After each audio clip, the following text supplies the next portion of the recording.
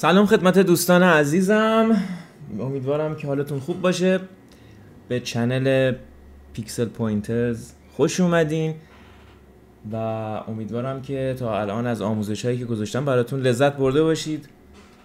امروز اومدم خدمتون تا بهتون چند تا فیچر و امکانات جدیدی که به فتوشاپ بتا اضافه شده، نه فتوشاپ اصلی. میدونید دیگه این روزا تو این یک سال اخیر ادوبی اومده کاری کرده که فتوشاپ بتا رو گذاشته و تمام اون آپگریدها و اون قابلیت‌های جدیدی که امکانات جدیدی که میخواد اضافه بکنه به فتوشاپ ابتدا داخل فتوشاپ بتا قرارش میده تا باگ‌هاش گرفته بشه، خطاهاش گرفته بشه، بعد که نهایی میشه با یه آپدیت به فتوشاپ اصلی اضافهش میکنه.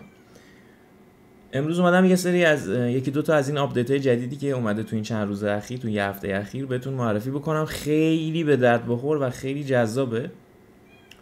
یکی از این آپدیت‌ها اینه که شما مثلا فکر کنید رفتید توی خیابون دارید عکسی میگیرید، از یه مکانی، از یه لندسکیپی، از یه جایی دارید عکس میگیرید و یه سری آدم اونجا حضور داره. باید قبل‌تر خودمون میومدیم بعد از اینکه عکسو گرفتیم توی فتوشاپ دونه دونه آدما رو حذف می‌کردیم و حالا درسته که ریموو تول اضافه شده و ریموو تول خیلی کار تمیزی انجام میده یا خود جنراتیو فیل، ولی خب بعد وقت میذاشتیم تا اینا رو سلکت بکنیم و پاکشون بکنیم. یه وقت هم پیش میاد دارید از شخصی عکس میگیرید ولی باز تو پاش زمینه آدم‌هایی هستن که باعث میشدن که این عکس خراب میشد و باید اونا رو جدا جدا پاکشون میکردیم و بک‌گراندش رو بازسازی میکردیم.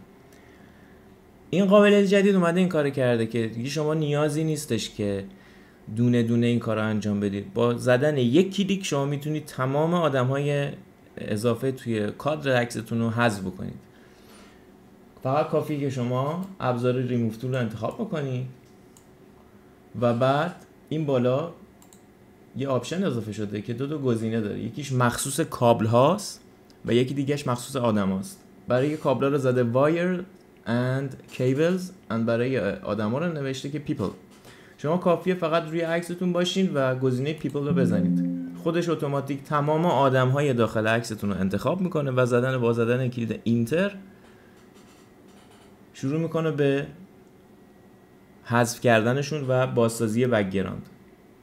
درسته یه مقداری طول میکشه این کارو بخواد انجام بده، ولی بعد فوق العاده یعنی یه خروجی بهتون میده که شما خیلی سریعتر به نهایی شدن کارتون نزدیک میشین. چند تا نکته بگم خدمتتون. یکی این که اینجا یه قسمت مود داره، یه دونه اوتو داره، یه دونه جنراتیو ای آی آن داره، یه دونه جنراتیو ای آی آف داره. اینجا هم که آیتماش هستش که شما میتونید بهش ریفرنس بدید. جالبش اینجاست که شما میتونید اوتو رو انتخاب بکنید، بذارید خود فتوشاپ تصمیم بگیره که برای بازسازی اون قسمت از عکسی که اون شخصی که داره حذف میکنه از ای آی استفاده بکنه یا نه ساده است با خود ریموو تول انجامش بده. و میتونید آن بذارید 100% باز از ای آی استفاده بکنه یا میتونید آفش کنید که از ای آی استفاده نکنه. من خودم ترجیح میدم رو اوتو باشه بخاطر که خب خودش تشخیص بده خیلی بهتره.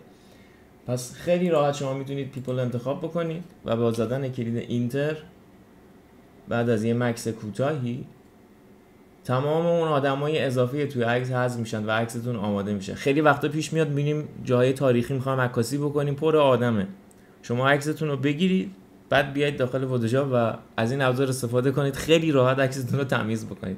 خیلی جالبه. بریم عکس بعدی.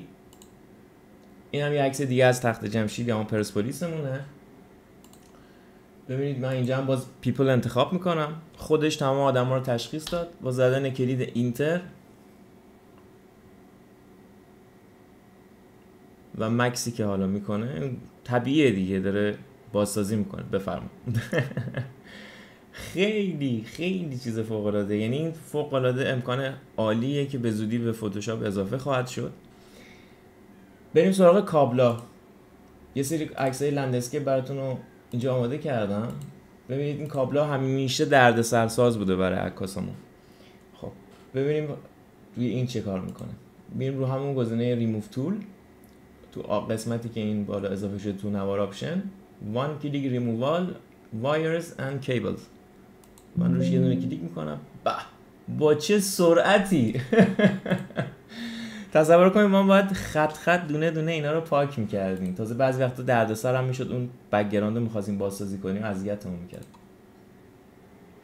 به همین تمیزی. حتی نگاه بکنید شما این پنجره ها رو هم بازسازی کرده، نگاه کنید، یعنی خودش بدون هیچ مشکلی. عالیه، عالی، یعنی این امکان فوق العاده است. فکر کنم عکاسای من مخصوصا نیچر و عکاسای لندسکیپ فوق العاده لذت میبرن از این امکان جدید فتوشاپ. بفرمایید. امیدوارم که خوشتون اومده باشه. اگر میخوایم بدونید که فتوشاپ بتا رو باید چه جوری ازش استفاده بکنید، فتوشاپ بتا رو میتونید از توی کریتیو کلاود، توی قسمت اپس و توی گزینه بتا اینجا میتونید پیداش بکنید. بعد اینجا اینستالش بکنید، اگر نصب هستش آپدیتش بکنید و بعد از همینجا بازش بکنید و میتونید از امکاناتش استفاده بکنید. درسته که خیلی همه امکانات فتوشاپ اصلی تو اینجا هست، ولی به خاطر اینکه این فتوشاپ بتا هستش باگ های زیادی داره. یعنی من پیشنهاد نمیکنم که کلا با فتوشاپ بتا کار بکنید.